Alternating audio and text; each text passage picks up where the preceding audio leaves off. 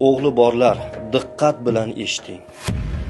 Hurmatli otalar, ehtimol o'g'lingizga tengqurlarida bor qimmat telefon, qo'shni bola yegan tansiq taom yoki tengdoshlari kiygan qimmat libos olib bera olmassiz.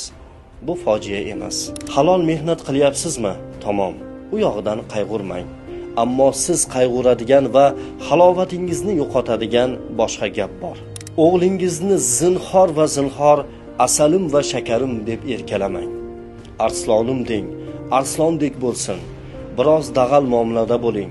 Dag'al liboslar kiydiring, ilik kamirtiring, ba'zan qotgan non yediring, go'sht yediring, toki erkak bo'lib ulg'aysin.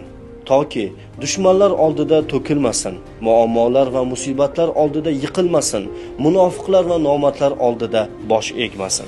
Boshini tik tutgan arslon yigit, sher yigit bo'lsin. Shunday yigit bo'lsinki, fe'li bo'riday, na'rasi sherday bo'lsin. Gulbachcha, yumshoq bola, nozik yigit bo'lmasin. Oilasini, zaiflarni, mazlumlarni, vatanini himoya qiladigan, so'zi ham, qo'li ham, aqli ham, tili ham, ilmi ham botir yigit bo'lsin. Zero o'g'il farzand sizning va vatanimizning yuzi, himoyachisi va or-nomusidir.